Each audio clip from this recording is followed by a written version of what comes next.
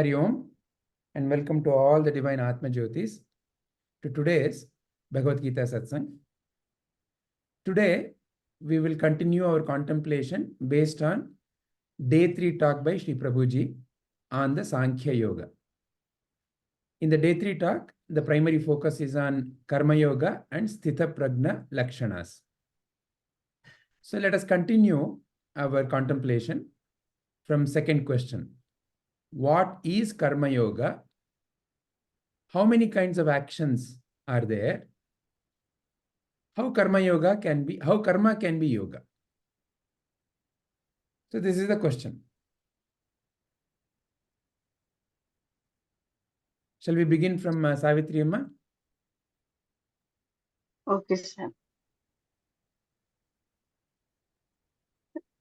ಕರ್ಮ ಅಂದ್ರೆ ಕ್ರಿಯೆ ಅಥವಾ ನಾವು ಮಾಡುವಂತ ದೈಹಿಕವಾಗಿರ್ಬೋದು ಅಥವಾ ಮಾನಸಿಕವಾಗಿರುವಂತ ಕೆಲಸಗಳು. ಅಂದ್ರೆ ಇಲ್ಲಿ ನಾವು ಮಾಡುವಂತ ಯಾವುದೇ ಕ್ರಿಯೆಗೆ ನಾವು ಕರ್ಮ ಅಂತ ಕರೆಯುತ್ತೇವೆ. ಅಂದ್ರೆ ನಾವು ಮಾಡುವಂತ ಕೆಲಸ ನಮ್ಮನ್ನು ಉನ್ನತಿಗೂ ಒಯ್ಯಬಹುದು ಅಥವಾ ಅಧೋನ್ನತಿಗೂ ಕೂಡ ಅದು ತಳ್ಳಬಹುದು ಅಂತ.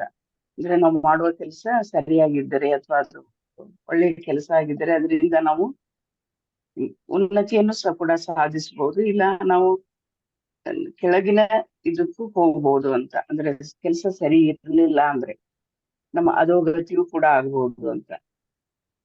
ಅಂದ್ರೆ ಮಾಡುವ ಕೆಲಸ ಅದು ಅಂದ್ರೆ ಒಳ್ಳೇದಾಗಿದೆ ಅಂದ್ರೆ ಅದು ಒಳ್ಳೇದಾಗಿದ್ರೆ ಅದು ಕರ್ಮ ಯೋಗವಾಗುತ್ತೆ ಅಥವಾ ಉನ್ನತಿಗೆ ಒಯ್ಯುತ್ತೆ. ಮಾಡುವ ಕೆಲಸ ಒಳ್ಳೇದು ಇರ್ಲಿಲ್ಲ ಅಥವಾ ಅದು ಸರಿ ಇರ್ಲಿಲ್ಲ ಅಂದ್ರೆ ಆಗ ನಾನು ಕರ್ಮ ರೋಗಿ ಆಗುತ್ತೇನೆ. ಒಳ್ಳೆ ಕೆಲಸ ಮಾಡಿದಾಗ ಅಥವಾ ಅದನ್ನು ಕರ್ಮ ಯೋಗಿ ಆಗುತ್ತೇನೆ. ಕೆಲಸ ಸರಿ ಇರದೇ ಇದ್ದರೆ ನಾನು ಕರ್ಮ ರೋಗಿನೂ ಆಗಬಹುದು ಅಂತ. ಅಂದ್ರೆ ಇಲ್ಲಿ ಚಿತ್ತ ಮನಸ್ಸು ಶುದ್ಧಿಯಾಗಿಟ್ಕೊಂಡು ಕರ್ಮ ಮಾಡಿದ್ರೆ ಅದು ಕರ್ಮ ಯೋಗವಾಗುತ್ತೆ ಅಂತ. ಅಂದ್ರೆ ಇಲ್ಲಿ ನಾವು ಮಾಡುವಂತ ಯಾವುದೇ ಕೆಲಸದ ಫಲಾಪೇಕ್ಷೆ ಇಟ್ಟುಕೊಳ್ಳದೆ ಅದರ ಪ್ರತಿಫಲವನ್ನು ನಾವು ಅಪೇಕ್ಷೆ ಇಟ್ಕೊಂಡು ಮಾಡಿದರೆ ಕೆಲಸ ಈಗ ನಾವು ಫಾರ್ ಎಕ್ಸಾಂಪಲ್ ಒಬ್ಬ ಸ್ಟೂಡೆಂಟ್ಸ್ ಎಕ್ಸಾಮ್ ಬರೀತಾನೆ. ಎಕ್ಸಾಮ್ ಬರೆಯುವುದಷ್ಟೇ ಅವನ ಕೆಲಸ ಆಗಿರುತ್ತೆ. ಆದ್ರೆ ಅವನಿಗೆ ನನಗಿಂತ ಇಷ್ಟೇ ರಿಸಲ್ಟ್ ಬರಬೇಕು ಅಥವಾ ನನಗೆ ಇಷ್ಟೇ ಪರ್ಸೆಂಟೇಜ್ ನಾನು ಸ್ಕೋರ್ ಮಾಡಬೇಕು, ಅದು ಅವನ ಕೈಯಲ್ಲಿ ಇರೋಲ್ಲ. ಅದು ಅದನ್ನ ವ್ಯಾಲ್ಯೂಯೇಟ್ ಮಾಡೋವ್ರ ಕೈಯಲ್ಲಿ ಇರುತ್ತೆ. ಹಾಗೆ ಅವನು ಸರಿಯಾಗಿ ಓದಿ ಅವನ ಎಕ್ಸಾಮ್ ಬರೆಯುವುದಷ್ಟೇ ಅವನ ಕೆಲಸವಾಗಿರುತ್ತದೆ. ಆದ್ರೆ ಫಲಾಪೇಕ್ಷೆ ಇಟ್ಕೊಂಡು ನನಗೆ ಇಷ್ಟೇ ಬರ್ಬೇಕು ಅಂತ ಅವನು ಹಠ ತೊಟ್ಟು ಮಾಡಿದರೆ ಅದು ಕರ್ಮ ರೋಗವಾಗುತ್ತೆ ಅಂತ.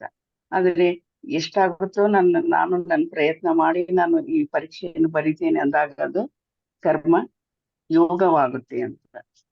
ಅಂದ್ರೆ ಇಲ್ಲಿ ಜ್ಞಾನ ಅಂದ್ರೆ ನಮ್ಮಲ್ಲಿ ಇರುವುದೇ ಜ್ಞಾನ. ಅಂದ್ರೆ ಇಲ್ಲಿ ಯೋಗ ಅಂದ್ರೆ ಜ್ಞಾನವನ್ನು ನಮ್ಮ ಜೀವನಕ್ಕೆ ಹೇಗೆ ಅಳವಡಿಸಿಕೊಳ್ಳುವುದು ಅಂತ.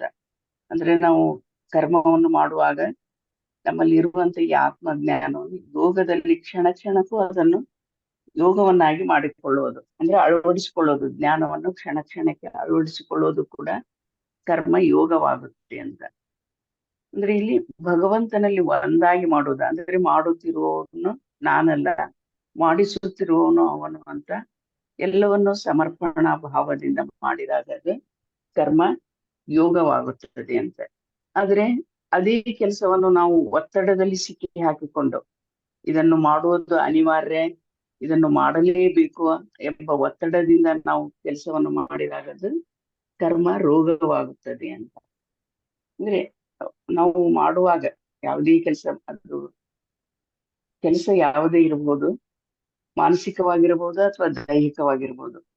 ಕೆಲಸ ಮಾಡುವಾಗ ನಾವು ವರ್ತಮಾನದಲ್ಲಿ ಇದ್ದು, ಅಂದ್ರೆ ಭೂತ ಭವಿಷ್ಯದ ಬಗ್ಗೆ ನಾವು ಚಿಂತನೆಯನ್ನು ಬಿಟ್ಟು ನಾವು ಯಾವ ಕ್ಷಣದಲ್ಲಿ ಕೆಲಸ ಮಾಡುತ್ತಿರ್ತೀವೋ ಅದೇ ಕ್ಷಣದಲ್ಲಿ ನಾವು ತಲ್ಲೀನರಾಗಿ ಅಥವಾ ವರ್ತಮಾನದಲ್ಲಿದ್ದು ಪ್ರತಿ ಕ್ಷಣವನ್ನು ನಾವು ಅನುಭವಿಸಿ ಮಾಡಬೇಕು ಅಂತೆ. ಅಂದ್ರೆ ನಾವು ಅಲ್ಲಿ ಇಷ್ಟಪಟ್ಟು ಮಾಡಬೇಕು, ಕಷ್ಟಪಟ್ಟು ಮಾಡಬಾರದು ಅಂತ. ಅದು ಮಾಡಿದಾಗ ಅದು ಕರ್ಮ ಯೋಗವಾಗುತ್ತೆ ಅಂತ.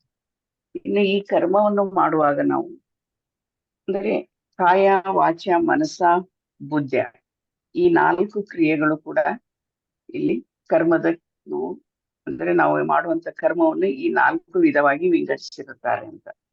ಈ 4 ಕ್ರಿಯೆಗಳಲ್ಲಿ ಕರ್ಮ ಮಾಡಿದಾಗ ಅದು ಯೋಗವಾಗುತ್ತೆ.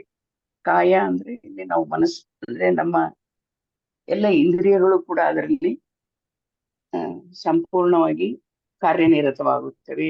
ವಾಚ್ಯ ಅಂದ್ರೆ ನಾವು ಏನು ಅಥವಾ ನಮ್ಮ ವಿಚಾರ ಏನಿರುತ್ತೆ ಅಥವಾ ನಾವು ಏನನ್ನು ತಿಳಿದುಕೊಂಡಿರುತ್ತೇವೆ ಹೇಳಿದಂತೆ ನಾವು ನುಡಿಬೇಕು ಅಂತ, ಕೆಲಸ ಮಾಡಬೇಕು ಅಂತ.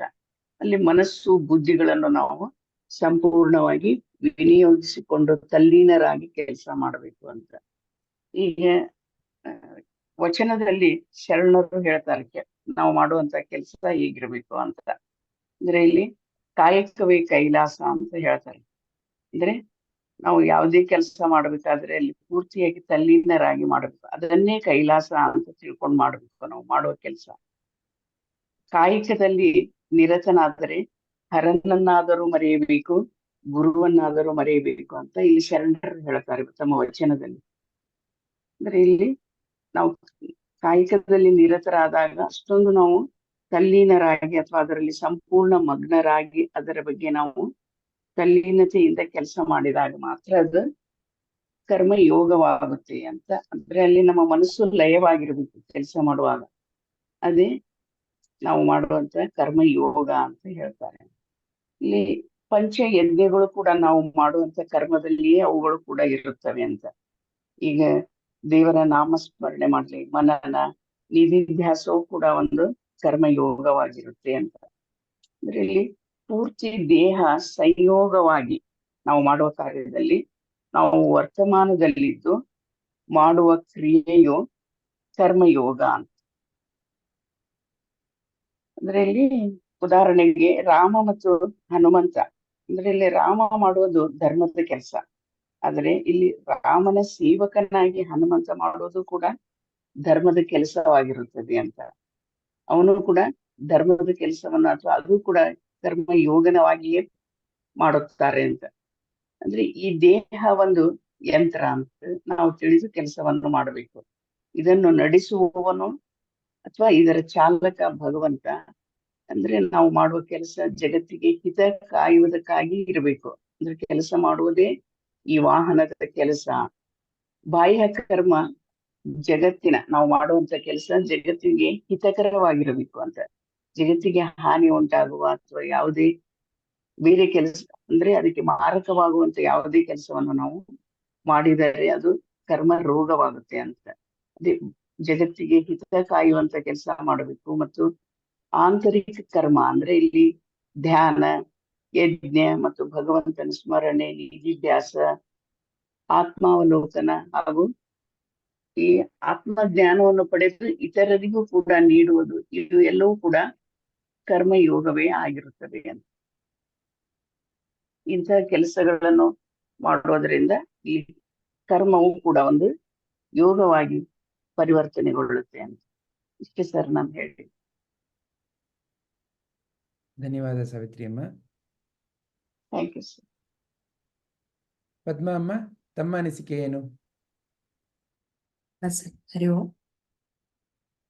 ಕರ್ಮ ಯೋಗ ಅಂದ್ರೆ ನಾವು ಯೋಗ ಕರ್ಮ ಅಂದ್ರೆ ಮೊದಲನೇದಾಗಿ ನಾವು ಯಾವುದೇ ಒಂದು ನಮ್ಮ ಅರಿವಿನಲ್ಲಿ ಮಾಡುವಂತಹ ಕೆಲಸಕ್ಕೆ ಕರ್ಮ ಅಂತ ಹೇಳ್ತೀವಿ.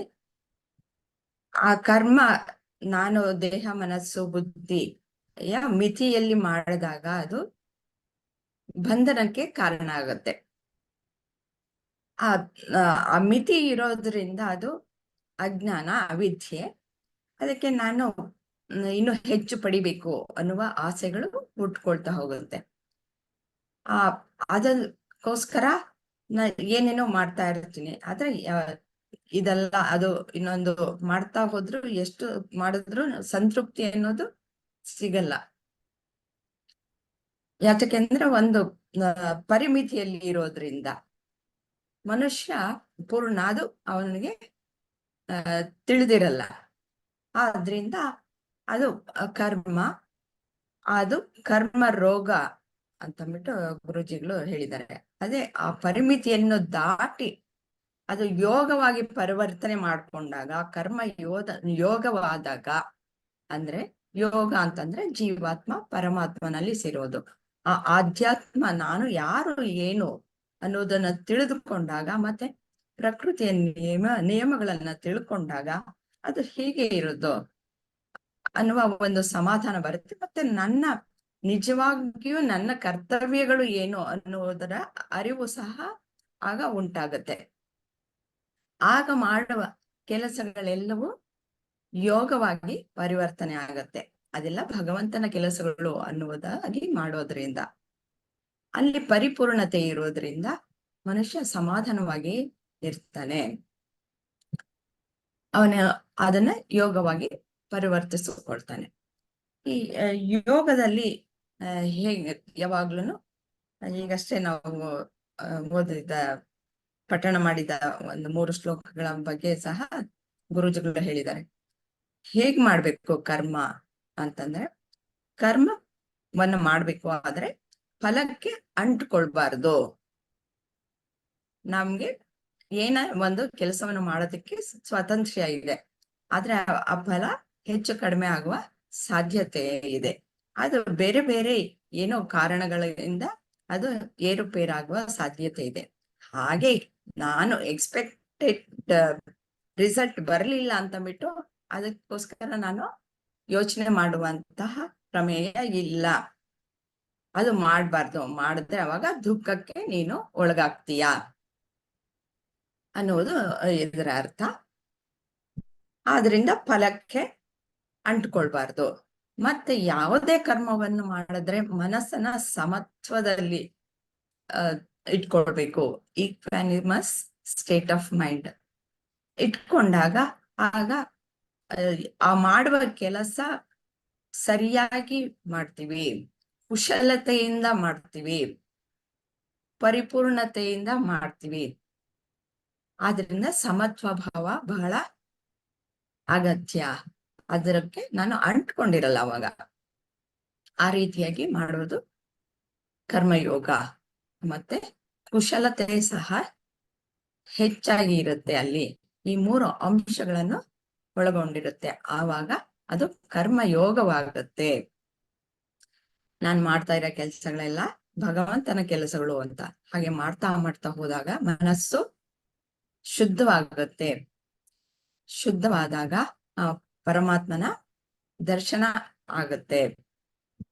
ಇದು ಹೇಗೆ? ಇದರಲ್ಲಿ 4 ಬಗೆಯ ಕರ್ಮಗಳ ಉಂಟು: ಕಾಯ, ವಾಚ, ಮನಸ್ಸ, ಬುದ್ಧಿಯ. ನಾವು ಎಲ್ಲ ಕೆಲಸಗಳನ್ನು ನಾವು ಬೆಳಗಿಂದ ರಾತ್ರಿವರೆಗೂ ಮಾಡುವಂತ ಕೆಲಸಗಳು ಎಲ್ಲಾನು ಕಾಯ, ನಾವು ದೇಹವನ್ನು ಉಪಯೋಗಿಸ್ಕೊಂಡು ಮಾಡುವ ಕೆಲಸಗಳು ಅನೇಕವಿರುತ್ತೆ. ಹಾಗೆ ವಾಚ, ಮನಸ್ಸು ಇವಾಗ ಮಾತಾಡ್ಬೇಕು, ಮಾತಾಡಿ ಹೇಳುವಂತಹದ್ದು ನಾಲಿಗೆ ಸಹ ಒಂದು ಕಾರ್ಯ ಮಾಡುವಂತಹ ಅಂಗ.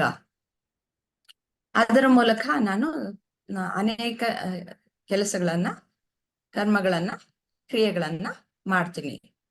ಅದು ಎಲ್ಲವೂ ದೇವರಿಗೆ ಪ್ರಿಯವಾಗುವಂತಹ ಕೆಲಸಗಳನ್ನ ನಾನು ಬಾಯಿನಲ್ಲಿ ಉಚ್ಚಾರ ಮಾಡ್ತಾ ಇರೋದ್ರಿಂದ ಅದು ಪ್ರತಿಯೊಂದು ಆ ದೃಷ್ಟಿ ನಾನು ಯಾರು ಅಂತ ತಿಳಿದುಕೊಂಡಾಗ ಅಂತಹದ್ದೇ ಮಾತುಗಳು ಬಾಯಿಂದ ಹೊರಡುವ ಸಾಧ್ಯತೆಗಳು ಹೆಚ್ಚಾಗಿರುತ್ತೆ.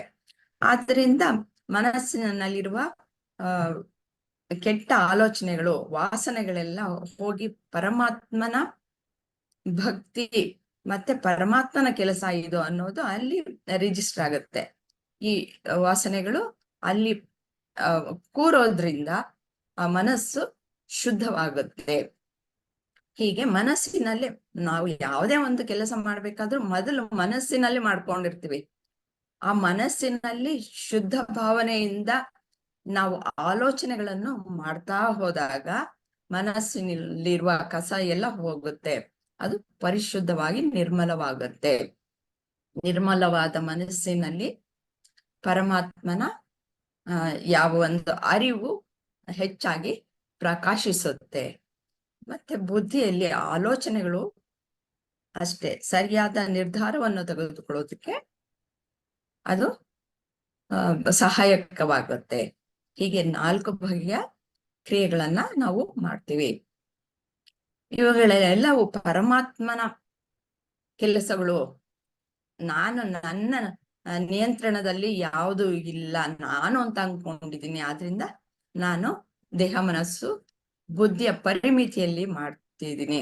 ಆದ್ರೆ ಆತ್ಮಜ್ಞಾನ ಯಾವಾಗ ಪಡೆದುಕೊಂಡಾಗ ಶ್ರೀಕೃಷ್ಣ ಮೊದಲು ಅದಕ್ಕೋಸ್ಕರನೇ ಆತ್ಮಜ್ಞಾನವನ್ನ ಬೋಧಿಸಿರೋದು. ಇಲ್ಲಿ ಬ್ರಹ್ಮವಿದ್ಯೆ ಮತ್ತೆ ಯೋಗಶಾಸ್ತ್ರ. ಬ್ರಹ್ಮವಿದ್ಯೆಯನ್ನು ಮೊದಲೇ ಹೇಳಿ ನೀನು ಯಾರು ಅಂತ ತಿಳ್ಕೊ, ಆಮೇಲೆ ಅದನ್ನು ಜೀವನದಲ್ಲಿ ಅಳವಡಿಸ್ಕೋ. ಆವಾಗ ಅದು ಯೋಗವಾಗಿ ಪರಿವರ್ತನೆ ಆಗತ್ತೆ. ಆವಾಗ ನೀನು ಭಗವಂತನಲ್ಲಿ ಸಾಯುಜ್ಯತೆಯನ್ನ ಪಡಿತೀಯ ಅನ್ನೋದನ್ನ ಇಲ್ಲಿ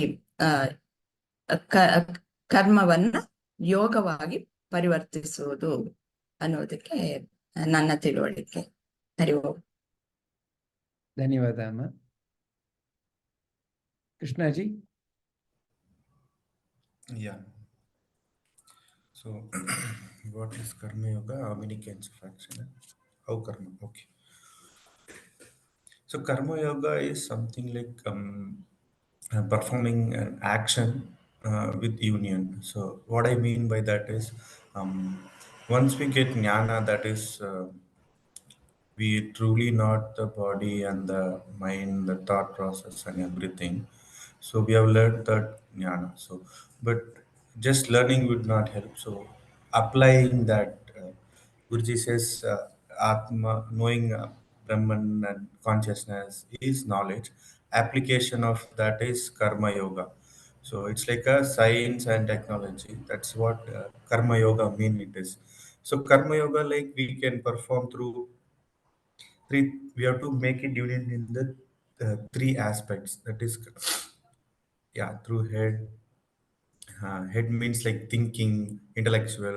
Heart is an emotion, and performing an action, physical action is through hands. So these three kinds of action are through three items. We have to be like performing everything as a yajna. Once we realize that we are not this body and mind, we have to purify this and understand and perform action according to that. And how each karma can be an yoga is like without attaching to the result. And also Guruji was saying, earlier, like even I was thinking everything what I do, it's me. But if we see whatever the action we perform to the external life, it's always not 100% we are responsible. There are a lot of other situations to come up which may lead to different results. And that again, it's going to a cycle which is causing a cycle. And this is a source of creating lot of karma, uh, back at karma roga, yeah, karma roga. So to make it karma as a yoga, we have to, at each step, we have to realize that and perform only on, I mean, focus and perform the action which is leading to the result, but not actually worrying about the results.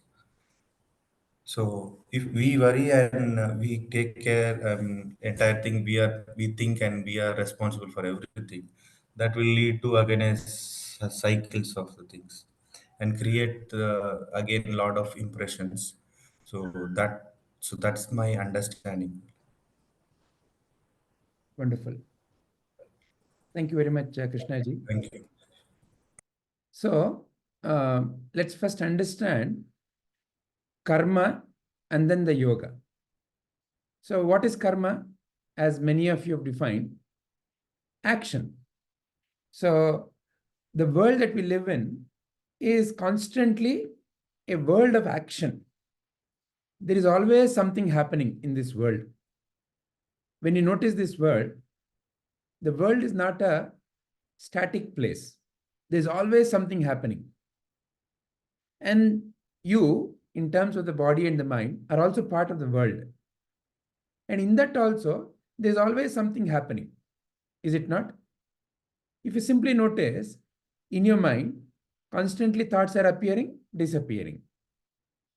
It is said that an average human being has anywhere around sometimes 60,000 thoughts per day. So that's the nature of the mind. Thoughts appear, disappear. So something is always happening. Your body, constantly something is happening. Old cells are dying, new cells are taking birth, your heart is beating, your lungs are working, your so many organs are doing whatever they're supposed to do. And if you just notice outside, the air is blowing, the light is shining, water is flowing, birds are singing, people are moving, machines are moving. So the world that you and I live in is a world that is constantly in action. However, this world of action can lead to a lot of turmoil also within you and me.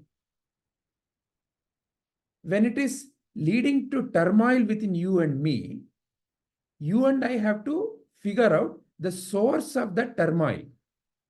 The nature of the world is a nature of constant change or constant action. When can that world, the same world, become a source of tension, worry, stress for me, for you? When you and I do not understand what is karma clearly. So, there are three important components in any action when you look at it from your and my viewpoint. What is that? You and I, first of all, have some kind of a desire. For example, you may say, I want to go to Chennai. Say that's a desire. That's the desire, or that's the aim that you first put in your mind. Can also be called as a sankalpa, something to accomplish. That arises in your mind first. That's the first thought. Then what happens? Towards that, you then start planning. How do I go? When do I go? With who do I go? So many things you plan. That is action. Then ultimately, you may go there or you may not go there. Either one of them is what we call as the fruit of the action. To give a simple analogy from a farmer viewpoint, a farmer, if he wants mango tree, he will put mango seed. So the seed is like the sankalpa, the desire, the aim. Then he will work towards it. He will put water, make sure that all the muck is cleaned up, right kind of nutrition is put. All that he will do. Why? He wants the tree to come up and the fruit to, he wants to enjoy the fruit. And ultimately one day he may receive the fruit. Which fruit will he receive? The seed that he has put. What is the seed he put? Mango seed. So what is the fruit he will receive? Mango fruit. So when you look at both these examples, so there are three aspects involved. There is a sankalpa or a aim. There is an action that is performed. Then there is a karma phala, the fruit of the action.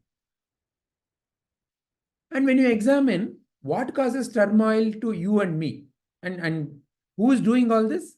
I, you, right? So it is a you and the me in this picture who has a sankalpa and who performs action and who receives the fruit of the action. And from that you and me viewpoint, when you ask the question, is it the sankalpa that has the turmoil causing nature? Does the sankalpa cause the turmoil? So for example, you wanted to go to Chennai. I want to go to Chennai. That thought, does it cause any kind of a turmoil? Or like the example of the farmer putting a mango seed, does the putting the seed itself in the ground, does that cause tension? No, right? Sankalpa is not the cause of the tension or the turmoil. So we can move to the next aspect. What is the next aspect? The action, the karma itself. So in order to go to Chennai, look at the schedule, let's say of the bus, booking the ticket. Does that cause attention? No, because I want to go to Chennai. And it is simply, I am doing things for that purpose. So therefore, that is not the source of the tension. Or like the farmer putting water, cleaning all the muck around the seed that he has put, or putting the nutrition, all that. What about the third aspect, the fruit of the action? Is the fruit of the action the cause of the tension? If you examine in any particular action, when I have a sankalpa, I want to go to Chennai. I am putting a seed for a mango fruit to happen. Only two possibilities are there in life. Either you will go to Chennai or you will not go to Chennai. Either the mango fruit will appear or mango fruit will not appear. So when it happens according to the sankalpa, you and I call it as a success. I had a sankalpa and it happened according to the sankalpa. I wanted to go to Chennai and I am here in Chennai. I wanted the mango fruit and here I have mango fruit. So that is what you and I call as success. If it is not according to that, for whatever reason, if let's say while traveling in the bus gets punctured and for many hours there is no bus, and for whatever reason they say that no, now the road is blocked to Chennai, there is a big protest going on and you have to return back. Now sadly, you haven't been able to go to Chennai. So you return back. Or the example of the farmer, that plant is growing and some cow comes and eats away the plant. Now the plant is vanished. So no more there is a question of the fruit itself. So both these kinds of examples are essentially what you and I call as failure. With respect to the sankalpa, it's a failure. I did not get what I wanted. So like that, when you notice our life is nothing but this continuous repetition of these three things. There is a aim, there is an action, there is a fruit of the action.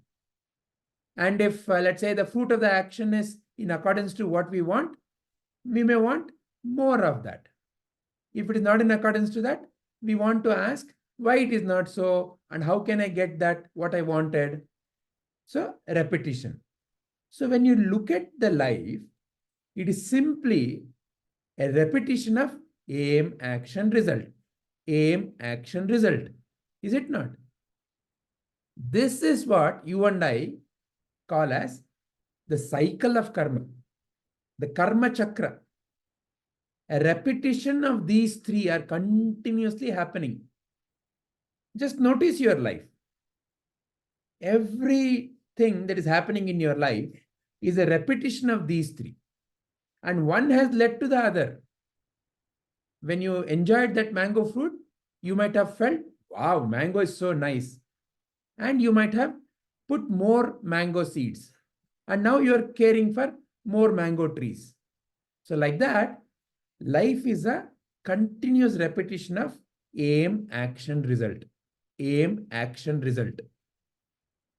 So in this cycle, we also found out among the three aspects, it is a karma phala that has the tendency to give some kind of a tension. So I did not get the mango I wanted. I could not go to Chennai. The failure, the success part most often is not the cause of the tension. It is the failure part that is the cause of the tension. So this is essentially one of the main aspects that causes tension to you and me. When you and I do a action with a intent to fulfill certain aim. Such an action where you and I want something from that action, the karma phala, can be categorized as a selfish action, kamya karma. where you and I want something out of it. I want that mango. I want to go to Chennai.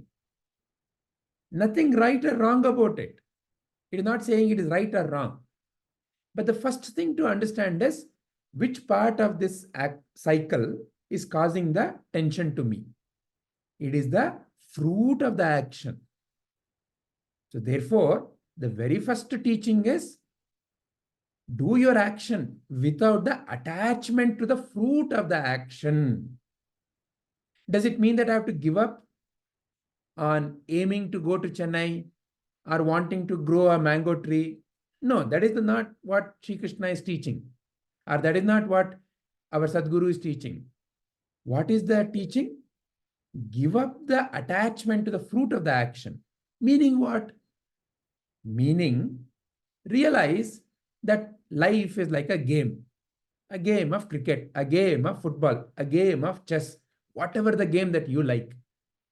In any game of life, whatever may be the game, what are the possible results when you play a game, whether it's an individual game or a team game? Only two possibilities, no, mainly. It is either you win or you lose. Many a times people may say, okay, there is also a draw. Draw is like you have not necessarily won. So depending upon your state of mind, you may say, oh, it's a failure. Or you may say, oh, it's a success. So therefore, the third kind of result, draw, is part of either success or failure.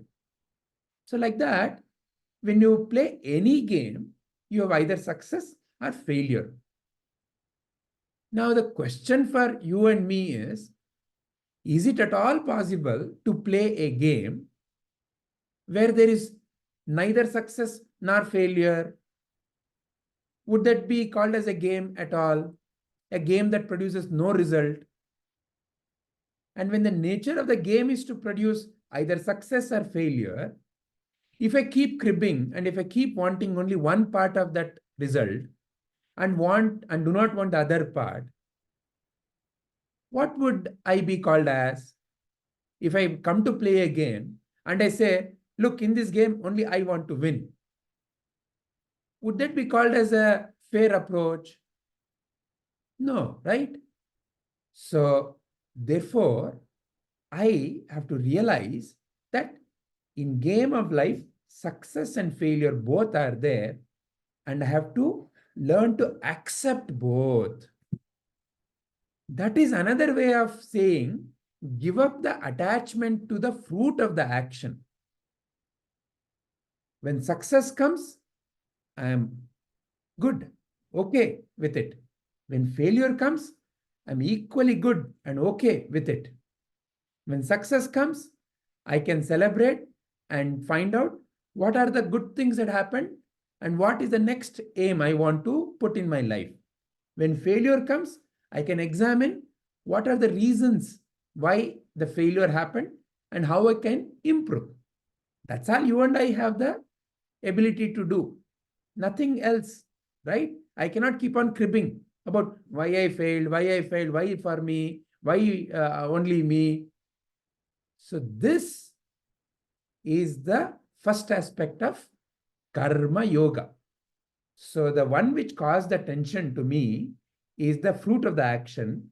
And by giving up my attachment to the fruit of the action, or by accepting both success and failure as part of the game, I now am free from the turmoil causing aspect of the cycle of karma.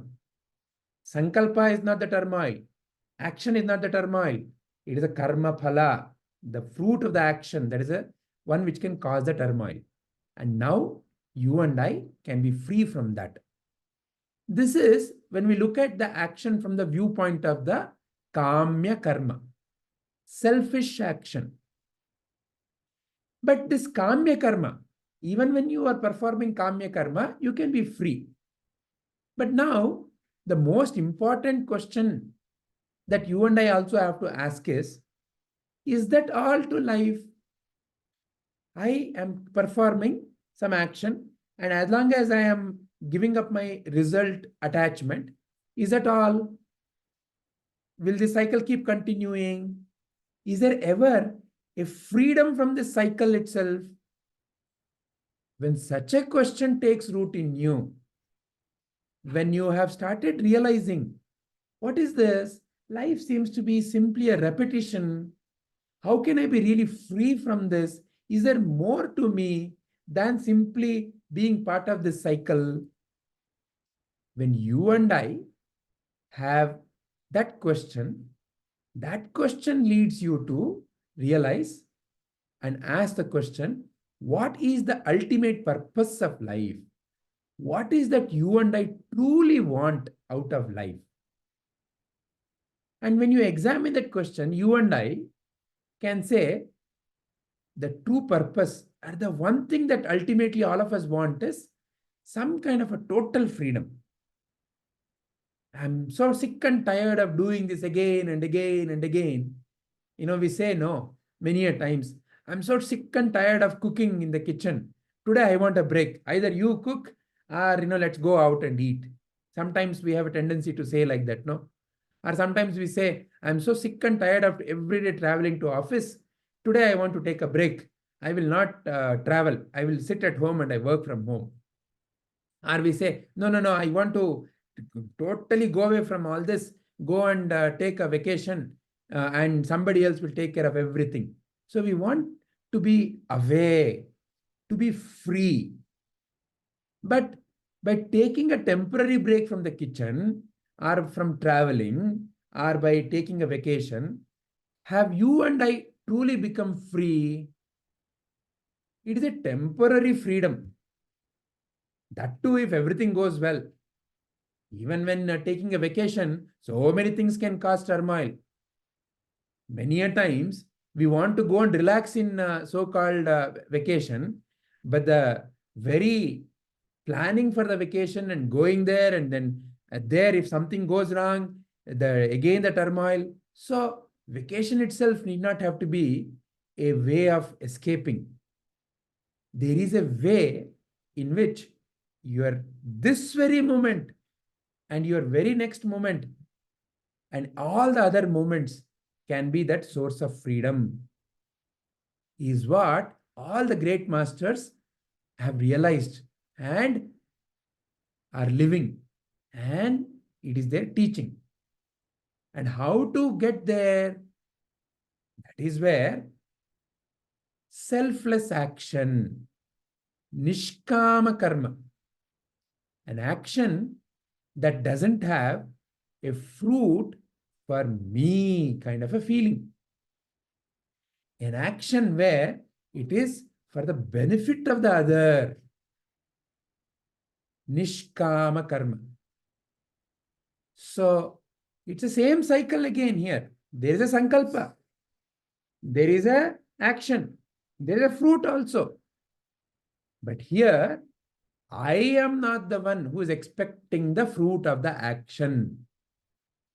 It is for the benefit of the others.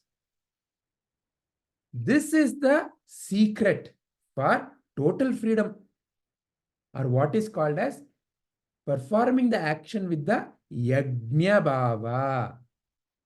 Yajna means there is a yajna kunda. What you offer, it burns away. There is nothing left about that particular item that you put. You may put sari, you may put stick, you may put ghee, whatever you put, the fire burns it away. So performing an action with that attitude of yajna bhava is what helps you and me to be free when, here, now. That kind of an action is nishkama karma.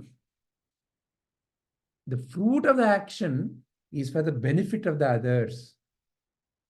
And when you and I practice yajna bhava, an action in yajna bhava, then you and I come closer to realizing true nature of you. And only with the realization of the true nature can you and I truly become free. So from a kamya karma, when I want to become free, when I practice the nishkama karma, I can realize the truth that I am the non-doer, akarta. Naham bhokta, naham karta. I am neither the doer nor the enjoyer. Akarta aham. I am the non-doer. So this journey is the journey that you and I can take. And that is a secret of how karma can be a true yoga.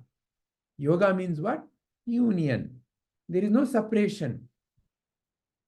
When I perform the karma with I want something, there is still a separation. That's why I want something.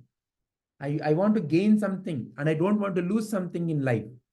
Then it is a karma, not a yoga, but karma in viyoga. And as I at a first stage, I perform action without the attachment to fruit of the action, I accept. Then when I want total freedom, as I practice yagna, I practice nishkama karma, it leads me to purification of my own internal various kinds of impressions in the mind, leading to realization of akarta aham. And then is the true yoga. Then there is a pure happening only. There's only a happening. There's only an action. Because action by itself is very pure. There's only an action. There is neither you or me to claim. So then it is the most beautiful yoga. Hari Om.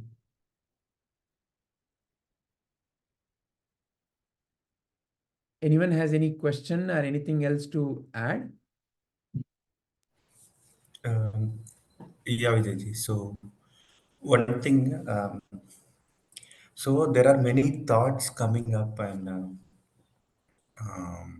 maybe I label it as negative, positive, but negative I'm referring here as something is not favorable to this to me, right? So when we say like we shouldn't focus on the thoughts and see what is right and see what is I mean how it can be done as karma yoga. So when we ignore that but still the thoughts are keep on repeating, is it because like we have added some value to that? And even though we don't do that, but still it keeps on coming up as an example, right? So I plan for something or kind of um, do some work or go someplace, right? But I avoid consciously. I'm avoiding it, but still that thoughts is keep on coming up. So is it that state of mind to repeat it again and again, or do we had some label or unlearn something on that, which will be the good way? So Okay. So let me frame the question, see if it correct question that you're asking. yeah, sure. I just told. I mean, it's kind of not a frame properly. I just That's told okay. That's a okay. Yeah. situation. Yeah, sure. So what you're saying is in your mind, some kind of thoughts are repeating. That Correct. maybe you are labeling them as positive or negative. Mm. Now, when something is repeating, should I avoid it or should I perform it? Is that the question? Yeah. Additionally, third question attached to that: should I avoid it or should I have some uh, unlearning or label to it so that it doesn't repeat?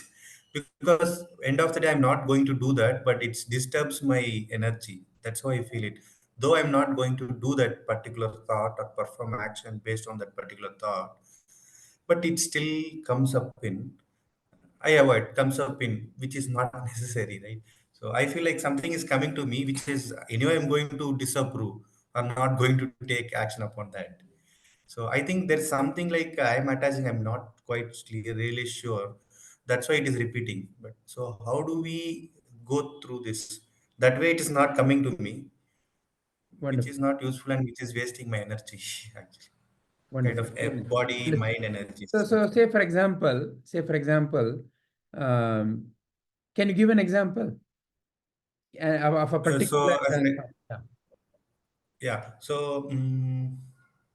Yeah, so I want, I'll take professional exam so that quick. So I want a particular XY person or team to do something on this time, and I make some efforts. That's one example, like it's not the real thing. So one example is like, I want them to do delivery in 5 days, but it got extended. That's one thing. And I want something like I want to eat more food. I want to eat some unhealthy food, kind of biryani. Uh, though I avoid, right, but it still comes in. So Excellent. Very nice. Okay. yeah. So see, first thing is when a particular thought arises in the mind, and if that particular thought has to be channelized, expressed, and when you are avoiding that expression, that is what manifests as stress within you.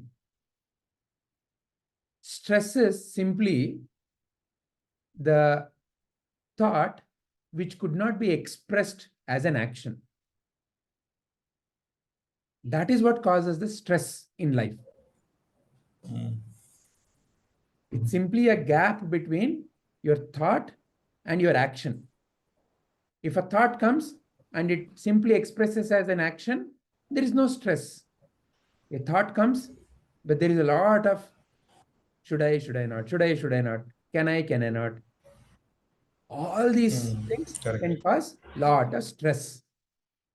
So the cause of the stress is not the thought itself or not the action. It is this in-between thing. So now let us take the two examples that you've given. And in fact, the answer for these two, as well as any other example, would be how to convert an action into an action of yagna, an action of offering. That is the ultimate secret. It is not the action that is the problem. It is not the desire that is the problem. It is how I am performing. That is what the second secret, right? The yagna bhava. So how I am performing the action, for who am I performing the action, is where there can be lot of this gap. Can I not, should I not, right or wrong, all these kinds of tension. So let us understand this a little better. So the first example, I want my team to deliver something by some date. Now, what can be the cause of the stress there? The team is not delivering. And my mind is popping up question, oh, my team and they have failed. I am responsible. So I have failed. In a way, when I say my team, ultimately, who is at the center of that sentence? I am still at the center of the sentence. So I who has failed, how can I fail? Is what is the underlying cause of that stress. So therefore, is it a good or a bad thing? It is to convert that very feeling into a source of power for you. How to convert that into a source of power? Okay, my team has failed, or I may say I have failed. What is that I can learn and how I can improve is a empowering question now in the same situation. So in the same situation, when the failure has occurred, by asking the question, how can I have done this differently? what can I have contributed or can do differently to help achieve the success. So now, from a situation which is causing this stress, or the thought that is causing the stress, I'm now converting that into a empowering thought. How can I improve? Number one. Second thing that I can look at is, for whose sake am I doing this? So like I said, in the Kamya Karma, also you can be free. But the total freedom is in the Nishkama Karma. So looking at it from that viewpoint, the question that you and I can ask is, for whose sake am I performing this? For whose sake am I getting the worry that, the team has failed? What is that? Who is the beneficiary of that action? When I or you take the beneficiary as you or me, in a way, there is still some element of stress, because ultimately it is you or I who is going through that turmoil. So therefore, now the empowering thought here can be, for whose sake am I performing this? For whose sake am I doing this? When you convert that into, okay, it is for the benefit of my teammates. Krishna has given me, the Lord, the Divine has given me an opportunity, a great opportunity to be of some value to somebody in their life in this form. What is the value? When someone realizes how to plan better, how to be disciplined in whatever they are doing, how to be committed to their words, it's a great empowerment that they will see in their life. Because ultimately, life is all about, whether you like it or not, in this world, as I already mentioned, cycle of karma. And in this kala, time is not waiting for you and me, constantly ticking. And you and I have to realize how to be in harmony with it. Whatever we need to accomplish has to be accomplished in rhythm with the time. And if you and I do not realize that art and science and how to implement that in our day-to-day actions, you and I may end up causing a lot of turmoil within us and turmoil to others. Is it not? So therefore, when you and I reframe that purpose as, okay, for the benefit of all the team members, that I have to help the team members, and I myself included, to realize the value of time and how we can accomplish this. So this is now converting the same action into a service, same action into a attitude of seva. Then the same action suddenly becomes a liberating action. I no more am really worried about what my team members may say. They may crib about my action. But when I know the purpose of my action is for the benefit, it is like, for example, a small child may love eating a lot of chocolates, but the mother knows how much chocolate to give and when to stop. And the child may cry sometimes, and the child may fight with the mother, and the child may throw a lot of tantrums with the mother. But the mother, for the benefit of the child, for the child to be truly healthy, knows when to stop. And if need be, the mother will teach through love, will teach through some kind of a trick, will teach through some kinds with a little bit of a stick. All of these methods the mother will adopt. Why? Not to punish the child or not to incentivize the child, but she knows that it is in the benefit of the child. So when the action is performed with that attitude for the benefit of the other, it suddenly frees you up And you will still be able to do it, just like how Krishna taught Arjuna, look, at the end of the day, it is your duty as a Kshatriya to fight this war. War means you may kill others. But in the line of responsibility that you have towards upholding dharma, that which is right conduct in society has to be upheld. Otherwise, it will diminish and it will cause turmoil to everybody. So, as a Kshatriya, as a particular role that you are playing in the professional life, you have to uphold that. So, that is the attitude of Yajna. Now, you can see the same in your other example, the biryani example. Now, why am I having this feeling of biryani eating? Is biryani the problem? Biryani or salad is not the one which is causing the true health. It is in what proportion I have to eat, not realizing that. It is not that I have to avoid biryani. It is just that I have to realize the limitation of biryani. So, when I do something in right proportion, that is what is going to really liberate me.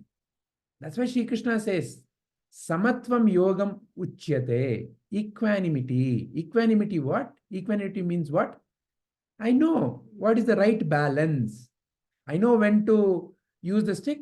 I know when to use the incentive. I know when to use love. So like that, there are different tools. I cannot always be using the stick. I cannot always be using the incentive. I cannot always be using the love. So I know how to balance. Samatvam. Like that, you and I have to realize, okay, if there is a desire, it is said that in the life of Sri Ramakrishna Paramahamsa, he was very fond of certain sweets. So one day, somebody came to him saying that this child eats a lot of jaggery. Please tell him not to eat jaggery. So Ramakrishna said, come back after a week. And after a week, that child came. And then Ramakrishna told him, look, if you keep eating so much of jaggery, won't it spoil your teeth? Do you want your teeth to be spoiled? Do you want your health to be spoiled? So can you now look at how much is the right quantity instead of eating so much of jaggery? And the child listened to the Ramakrishna and said, yeah, it makes sense. Okay, I will change. Now the mother who brought the child was curious. Hey, why did you not tell this last week itself? Ramakrishna said, look, last week I myself was addicted to this jaggery. So now I wanted to see how to be free from this addiction. And for the last 1 week, I practiced. And I realized I can also be free from addiction to this jaggery. And now, when I say what I say, it would have the truth coming out of my mouth. I'm not saying something that I'm not myself not practicing. So therefore, I now feel completely in peace when I'm saying to the child, can you look at how to eat only little quantity of jaggery? Because I'm not telling him something that I myself am not practicing. So like that, you have to look at how to strike a balance. So not avoiding something is not the solution. Not indulging in something is not the solution. However, there are few things that you must avoid. And for that, you must find out what is the right reason. For example, you cannot go and drink acid. It will burn away the body. So you must avoid drinking acid. And what is the right reason for it? You must know. So like that, with reasoning, with some kind of a yukti, sometimes you have to come to that terms. And the greatest way by which you can perform whatever you're performing, why am I eating biryani? So that I know what is the value of the biryani and I can tell somebody what is the limitation of the biryani.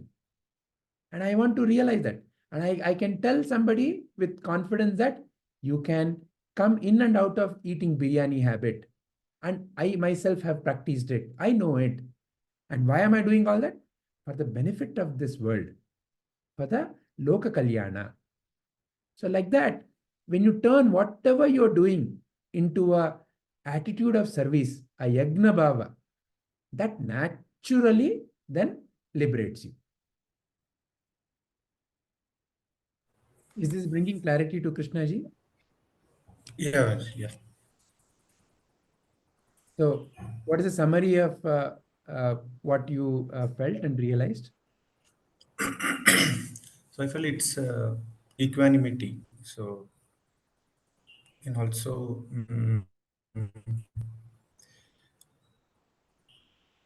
like how we can improve, and if something is not expected, how we can improve and make it as a yagna.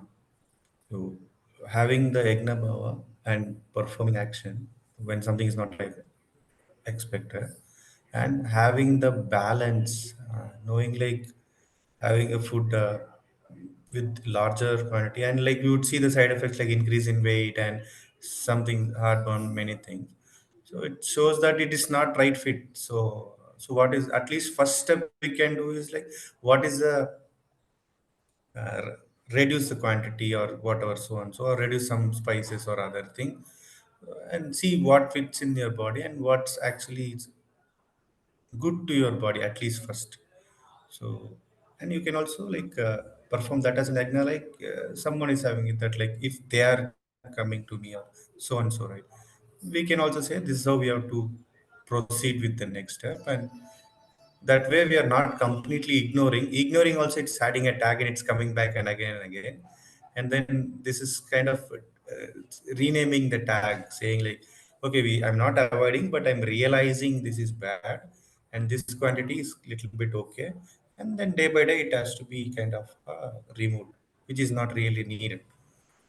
Yeah, that's how, yeah, that's a summary and clarity I got. Excellent, excellent. It is not by avoiding, but by realizing the limitations that I can truly be free. And time again, in terms of food, like especially so we I mean, I forgot some time, right? I have to pull back and call, I see this is your time now, maybe in future it may not support, because nowadays we see a lot of yeah, messages and flash news. Young peoples are having disease which earlier used to have for the old age people, I mean 60s 70s, they're having in their 30 or late 20s, for even 20s they're having. So that's clear indicator that that's something we are doing, so that we have to turn it as yagna bhava. That's it. Correct. Yes. Every moment that you and I have is an opportunity to be part of that yagna. Every moment, whatever may be the action, even when you are using the toilet, why are you going to the toilet? One can be to relieve myself, or another can be only when I relieve myself can I do whatever that is really necessary for somebody's benefit. So like that, whatever may be the action, every action can be converted into a yagna bhava. And it is that which holds the ultimate secret for freedom.